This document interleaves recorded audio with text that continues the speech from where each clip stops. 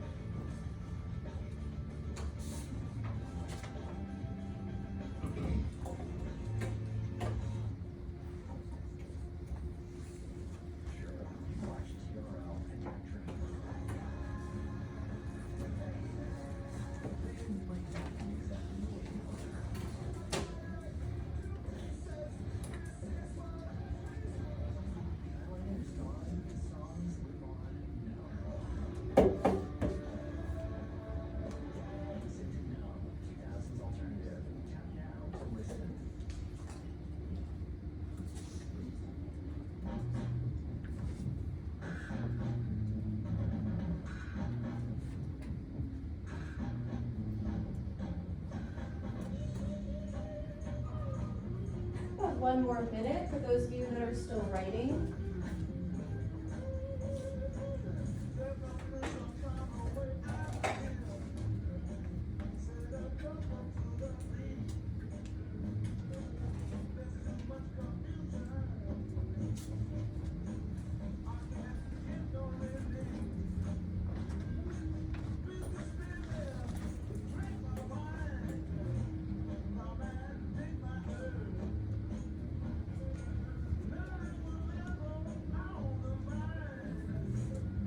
Alright,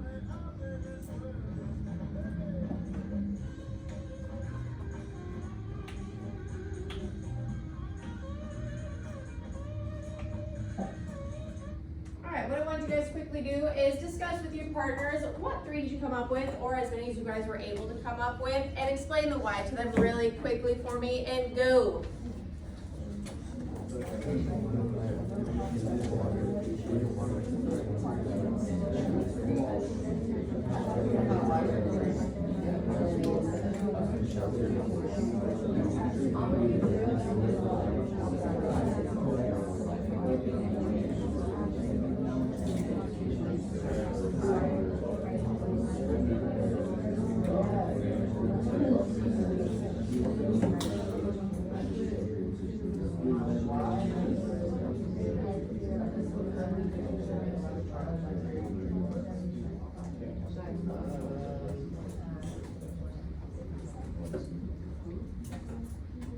Okay, thank you guys for having that conversation. Now, when I call on you, just go ahead and give me one natural right that you or your partner wrote down, and again, explain to me why you believe that natural right should be had for each human.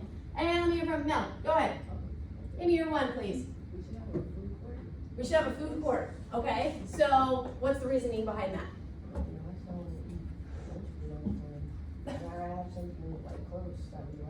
So you're saying like on campus here that an open food court should be available to all students. Okay, awesome. Thank you very much. Let me hear from Micah. Give me one, please. Education. Education and why?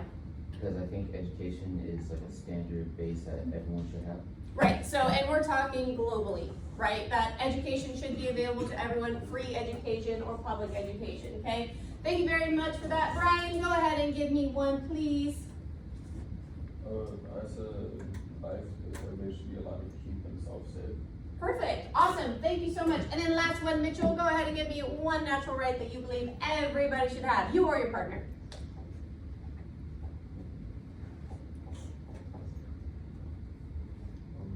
Having people should be able to say whatever they want. So freedom of speech, okay? Which is a good one to end on because you guys are gonna see today when you look at your amendments out of our US Bill of Rights, and when we take a look at our Declaration of Independence, some of the things that you guys talked about might be in there. Maybe not so much food courts, Mel, but I appreciate it, okay? So thank you guys so much. All right, so moving forward for today, our lesson objective, we're really wrapping up our American Revolution unit with Rangers are going to be able to look at sections of the Declaration of Independence and the U.S. Bill of Rights to understand the rights and freedoms that we have here in America and how the Enlightenment thinkers really inspired those documents. So we've already learned about the English Bill of Rights that was created. Obviously, a lot of these documents that we've already gone over, the Magna Carta, the English Bill of Rights, we have adopted some of those ideas and we've taken those documents and kind of made them our own. Okay, so what I want for you guys to do, be on the side of your handout that goes over the Declaration of Independence first, and then once you are done with that side, you will go over the U.S. Bill of Rights. Okay, so make sure you're on that side.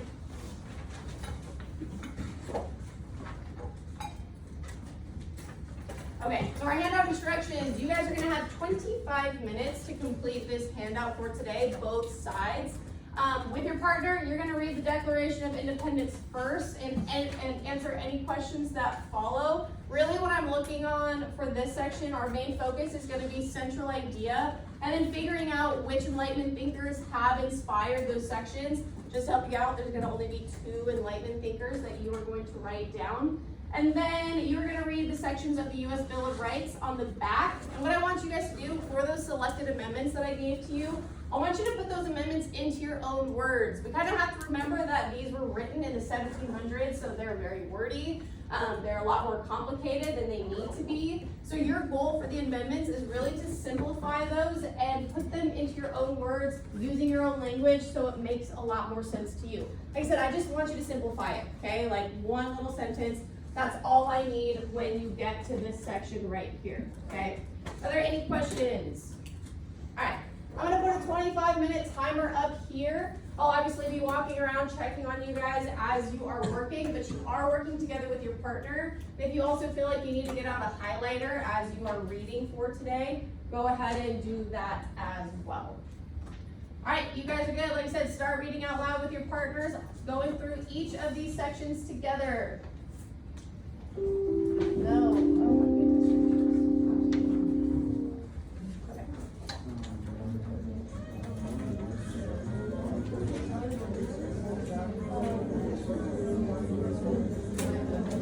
Yeah.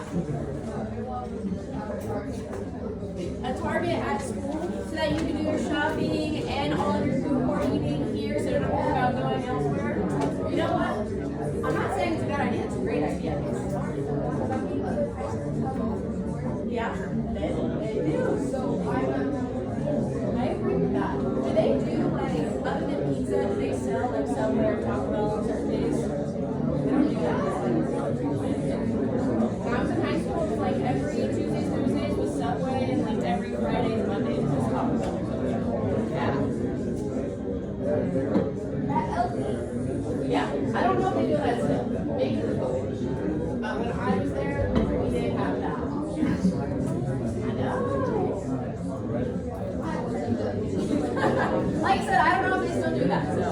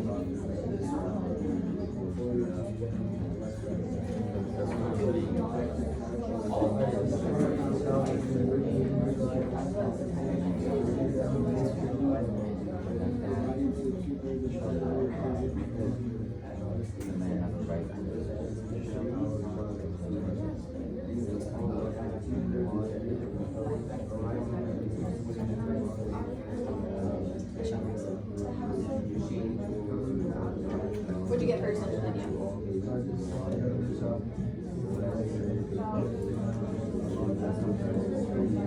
Perfect, thank you guys.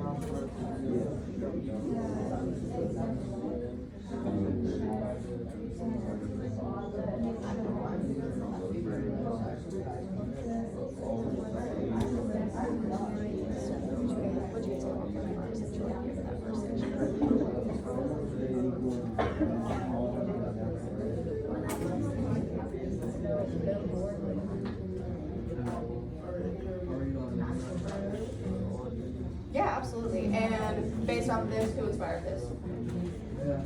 Finish off.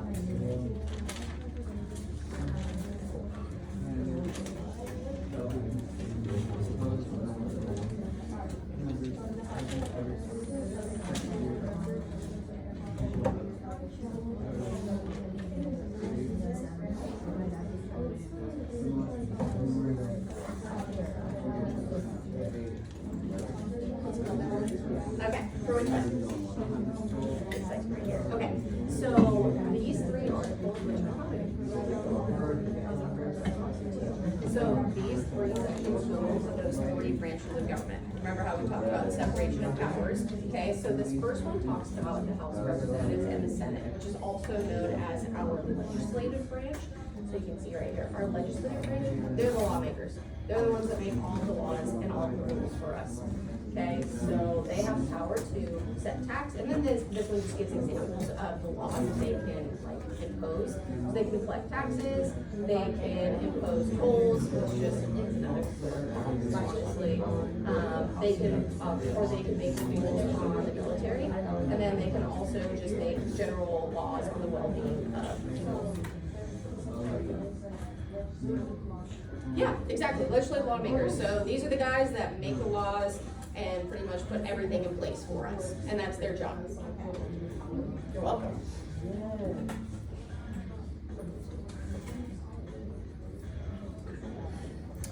When you guys finish that first section, you're gonna see that there's like articles like 1, 2, and 3 below it.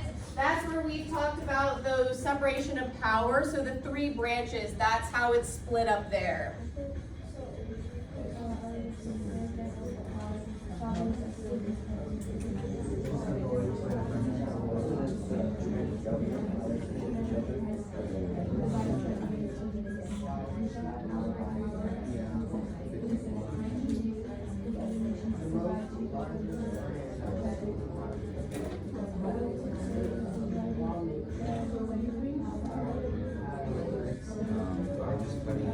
House of Representatives power to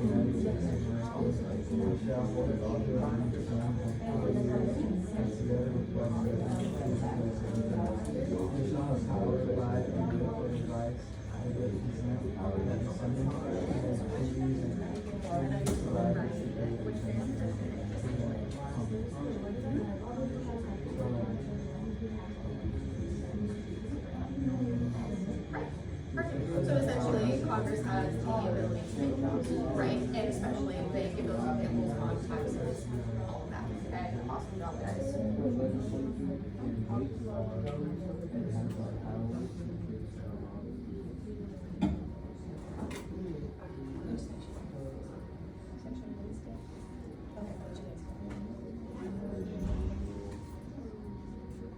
For this one, the central. Right, if that government doesn't sue them, right, if the government isn't necessarily taking care of their rights or giving them their rights, they will not be sued. Okay, and who inspired that?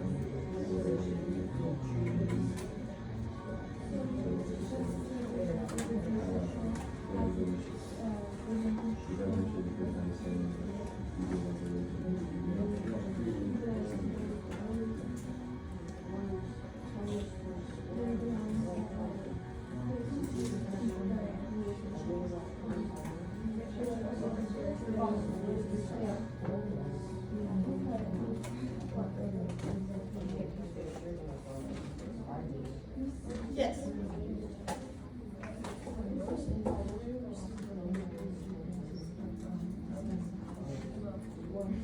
Okay, so we have, like I said, we have our legislative branch here, we have our executive branch here, and then we have our judicial branch here. So let's take a quick look at page, oh, you don't have to tape it. Do you have your philosopher's chart, or that ideas chart? Do you have it in your backpack? You wanna grab that for me, because that's gonna help you out a ton. Or if you have yours, Kendra, let's go ahead and take a quick look at that. Okay, but either way, I want you to get that saved in here, okay? All Alright, so we're gonna wanna find a government or a, enlightenment philosopher that came up with this idea. They said those three branches of government. I want you guys to take, so we already know it's not John Locke. Let's take a look at Montesquieu. So he believed in separating our powers from political government in three branches, right? This is exactly what we're talking about. So there's your answer right there for you.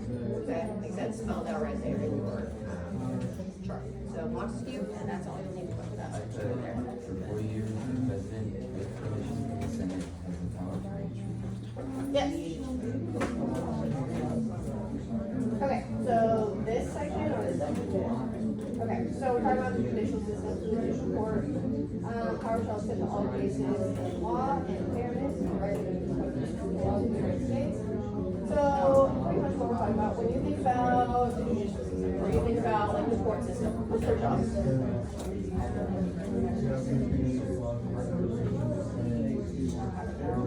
Fairness, right? So when you say that you're getting put on trial, you want to make sure that your jury, your judge is fair to you, right? That you get a fair trial, that they hear you out, that all facts are written out or presented, and then they make a decision on whether you're innocent or guilty, okay? So really what I just need you to explain here is what is the job of the court? What is the job of the judges, right? The judges or juries, yeah. Right, to get fairness when you're put on trial, essentially. And that's really all. Okay, and then if you're having trouble and you can't remember, give me 1 second, Lauren. So you're having trouble on remembering who this enlightenment thinker is, if you look back, remember your enlightenment philosopher's chart? Look at that. I'll give you that answer right there. This man. Oh, I already read it.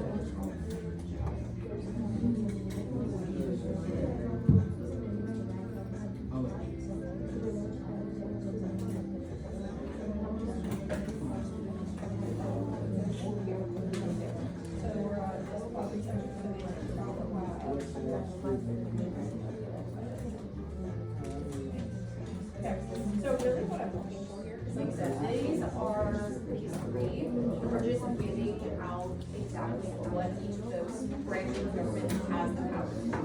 Okay, so for example, if we look up here at Article 1, we're talking about the House of Representatives and the Senate. And really all it's saying is that they make laws on all kinds of different things, taxes, military, imports. It just talks about these really are the top examples that you see here. Really what I'm looking for is just what's important, like each of these branches and what they do. Okay, so like I said, legislative branch is like right here, the Senate, they make laws.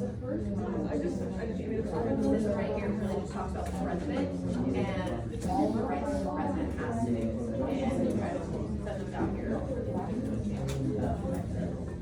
Right, so the president has to do. So you're coming down here, presidential courts, all cases in law and equality. Perfect, right? Their job is to make sure everything's fair. So there was each of those branches of government.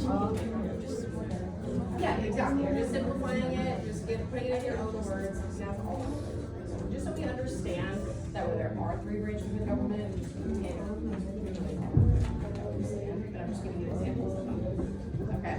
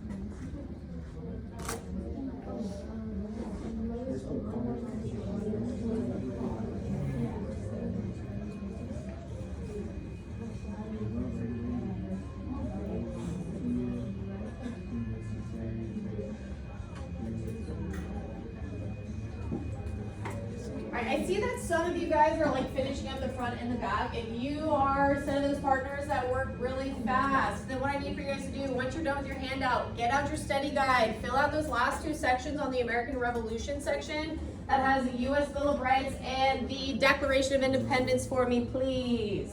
You guys have about 9 minutes left.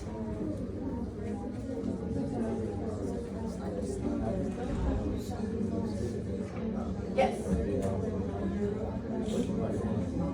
Infringe. Okay, so let me.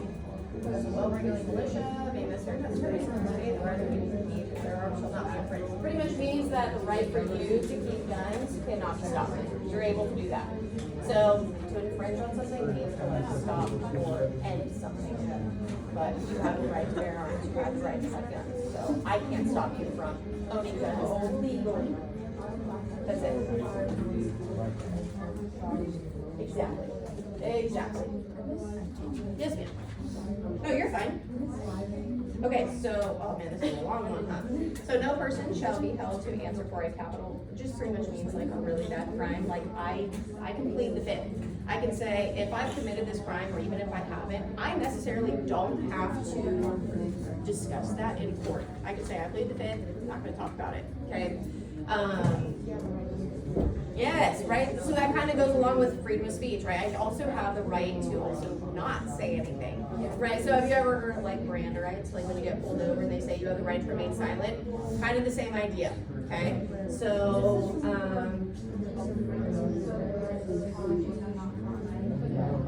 yes, if you are being like questioned, yeah, exactly. So you can go ahead and add that onto there, and then that's all you need. But that's like you're not gonna be specifically guessed on that one. I just want to give you guys examples. So you do know that you don't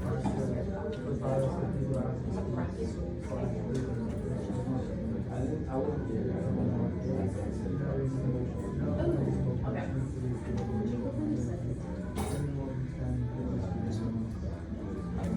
It's just the right to bear arms, like you have the right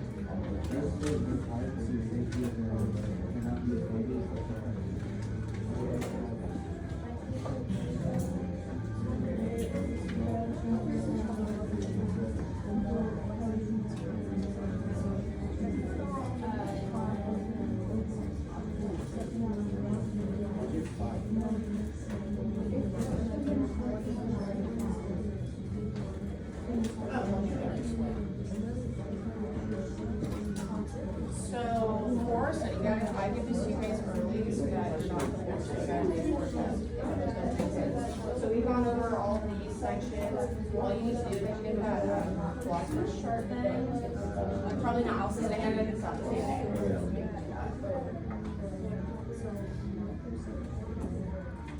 This one's going to be easy because I just want you to literally copy everything that you have on this section on here. But you're going to notice that Voltaire's not on there. I need you to add him. So you're going to copy that. All this you're going to have to find from your notebook though. Okay, please don't Google it because the information is not going to be right. And then all this. Everything else, I haven't gone over yet.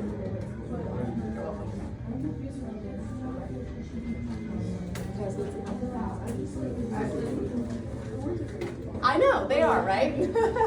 Okay, so we're on number 4 right now.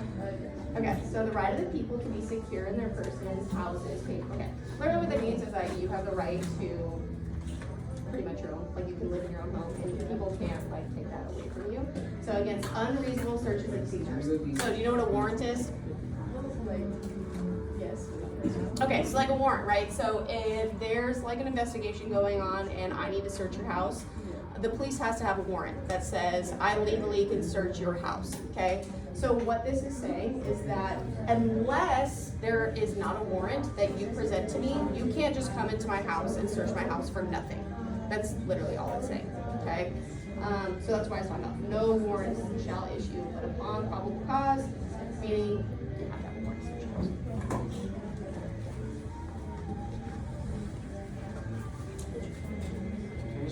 Yeah, go ahead. What's that? Yes. Yes. Yeah, so essentially like no cruel or unusual punishments. Like pretty much you can't torture someone. That's really all it's saying. Yeah.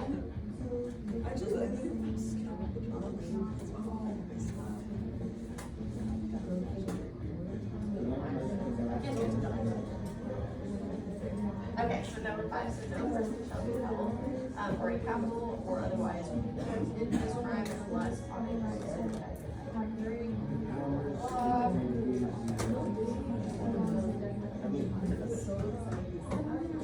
Okay, this one right here, so no one shall be compelled in any criminal case to be a witness against himself. So have you ever heard the term like pleading the fifth? Okay, so what that means is that, say that I have a crime, or a crime that I did or did not commit that I'm put on trial for. I do not have to speak. I don't have to put myself on the stand, answer questions. I can say what they call is pleading the fifth, and I can just remain quiet. Does that make sense? So you have the ability to either speak out or not to. So that's really all it's saying, that you don't have to like incriminate yourself essentially. So if you're put on the stand, you don't have to speak, or you don't have to go on the stand. Makes sense? Yeah. I'll be right back.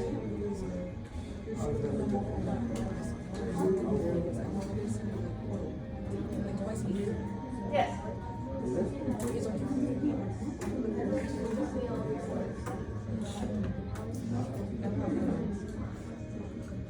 Okay, so there's certain laws that are put in the Constitution, and every single state has their own set of laws. Okay, so I don't have an example off the top of my head, but every state has their own laws. So essentially saying that if the Constitution or the Declaration of Independence or all these documents that we go based off of, if the laws are not spelled out in there, then the state has that ability to create those laws. Does that make sense? So there's like federal laws and then there's state laws.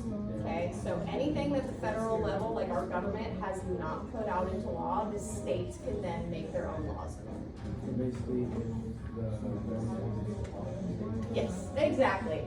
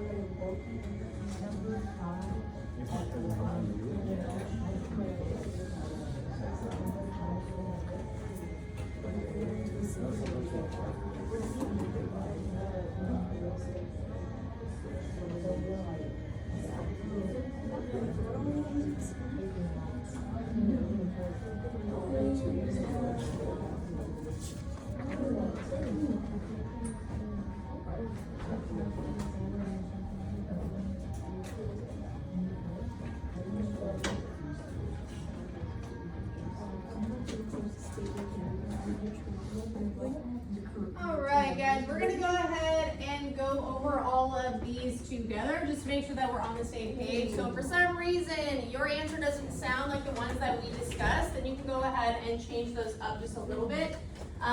So for that first section, let's be on the Declaration of Independence side for me, please. Alright, so that first section section went over the preamble and the natural rights of man. Now, what is the central idea that we got for that? Go ahead, Laurel and Angel. What you guys come up with for that central idea?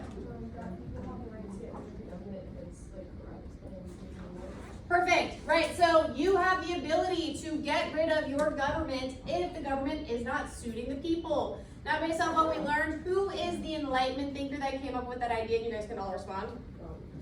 John Locke. Yes, John Locke's the one that came up with that. Also with the ideas of natural rights. Okay, perfect, which is life, liberty, and the pursuit of happiness. Now moving on to Article 1. Like I said, Article 1, 2, and 3 really just separates those branches of governments for us. So Article 1, what is the central idea that we came up with? Ben, Gracie, what'd you guys get? The Congress should be allowed to collect and set taxes to prevent welfare and development of the United States. Right, so I just really gave some examples there for you. The Congress has the ability to make laws, okay? That's the biggest point that I need for you guys to understand. Congress, they are lawmakers. They are called legislators. And then it gives, like I said, just give some examples like on taxes, military, those types of things. Okay, perfect. Moving on to Article 2. What did we get for our central idea? Let me hear from Joseph and Brody. What did you guys get, please? We thought that the president, like, they talked about how long they'll be in the term and what roles they'll have for the president. Perfect. It really just sets the rules for the president, right? So he can make treaties, he can give permission to Senate, and then it just really lays out how long he can be in office for, which is 4 years, and only 2 terms for those 4 years, okay? Perfect. So that's our president. That is also known as the executive branch. So we have the legislative branch, and we have the executive branch, and then finally, Article 3. What is the central idea for that one? Let me hear from Emily and Kendra. What did you guys come up with, please?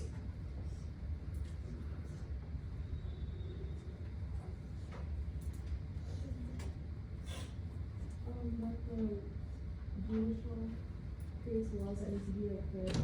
Right, so everything that we discuss when we talk about the judicial system is fairness and making sure that they are fair when you are put on trial or anybody is put on trial, okay? That you get a fair and equal trial no matter what, okay? Perfect. And which philosopher came up with those 3 branches of government that is discussed in Articles 1, 2, and 3?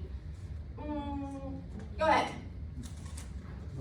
Montesquieu. Montesquieu is the guy that came up with the 3 branches of government. So I can promise you guys right now that John Locke and Montesquieu are going to be on your test when it talks about those that inspired this document right here, okay? Awesome job, guys. Thank you very much. And then finally, moving on to our U.S. Bill of Rights. Like I said, I know that these are super confusing and can be really wordy, but as I went around and talked to you guys, it seems like we got a pretty good idea of what our rights are here in America. So looking at the First Amendment, how would you have put that into your own words? Let me hear from Autumn. What did you guys come up with? People have the right to religion, freedom of speech, and freedom to assembly. Right, so people have the freedom of speech and people have the freedom of religion. Pretty much you can do and say whatever you want as long as you're not hurting anybody. Here in a second, okay? Thank you. All right, number 2, Aiden, what did you guys come up with? We had this good conversation over here. Our rights to hold guns can't be taken away. Right, so as long as you hold a gun legally, it cannot be taken away from you. Okay, that's what that word infringed means, that it can't be stopped or it can't be taken away from you. Okay, perfect. Moving on to the 4th Amendment. Sadie, Elena, we had a good conversation over here. What did you guys come up with for number 4 in your own words? You must have a word to be able to search your house. Right, so essentially the cops just can't come into your house without having what is known as a warrant. They have to have permission and it has to be signed off by somebody in order for your house to be searched. Okay, perfect. Number 5, I would say that this one's probably the most complicated one just because there's a lot to it. But very simply put, guys, number 5 is just saying that if you are convicted of a crime and you are going to trial, you do not have to take the stand, okay? You do not have to give whatever you want to say on the stand because that could essentially incriminate you and you could accidentally confess to a crime. So that's why if you've ever heard of the term, I plead the 5th, that just means you're going to say, I'm not going to speak on this. Okay, so you have the ability not to speak when you are in court if you are the one that is put on trial. Number 8, what do we get in our own words? Let me hear from Journey. What do you guys get? And you said that our crimes are committed without reason and there should be no cruel punishment. Right, so there shouldn't be any type of cruel or unusual punishment, meaning that if you are, again, convicted of a crime, you cannot be tortured for that if you're put in jail or whatever it might be. No excessive punishments, or no excessive fines. And then finally, our last and final amendment that I gave to you guys is Amendment 10. Let me hear from Shane and Eli. What did you guys come up with for number 10, please? We just said like the people give government power. Okay, yeah, so essentially, if there are, like how we talk about the Constitution, there are certain laws that are within our Constitution. Any law that is not spelled out in the Constitution, the state has the right to make those laws. Okay, so there are different laws here in California than there are, say, in Alabama. Okay, there's completely different laws. As long as it's not spelled out in the Constitution, the state is given the right to make those laws for themselves. All right, how much time do we have for that? Okay, we have one last little thing. Okay, it's just a little summative summary question for y'all. So this is supposed to go on page, what, 23? I think that's what I have for you guys. All right, so get to page 23 for me, please, where you are going to take this into. I didn't have enough room to leave you on this handout, so what I need for you guys to do, last 5 or so minutes of class, you're just answering the summary question for our American Revolution ending, which is, why are natural rights important? So all these rights that you just went over today in your handout, why are they important to you, okay? This is just a personal opinion question. It doesn't have to be anything that's necessarily crazy. Give me your personal opinion on why natural rights are important to citizens, and then how do documents like these, the 2 that you went over today, really protect your rights and freedoms here in the United States. Like I said, I have 2 sentence starters up there if you would like to use, but take the rest of this class period, which is about 5 minutes or so, to answer the summary question for me, please, and thank you. Yes, you're gonna glue that on page 20, or take that on page 23, but you're also writing your summary on page 23. Sorry if I wasn't clear on that. So you're writing your summary on the same page you're taping this into. Thank you, guys.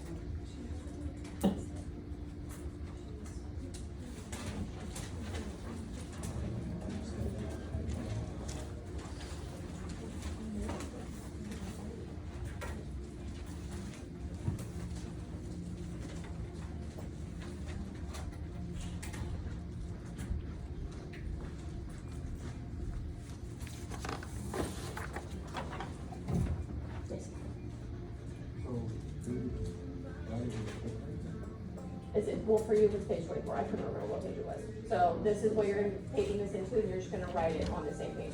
So yeah, it's either like page 23 or 24. I'm not quite sure, but you are writing that summary on the page you take this into. All right, so I'm sure this on our phone, or I recommend you will find a friend that you have in here. To put really just copy their stuff down.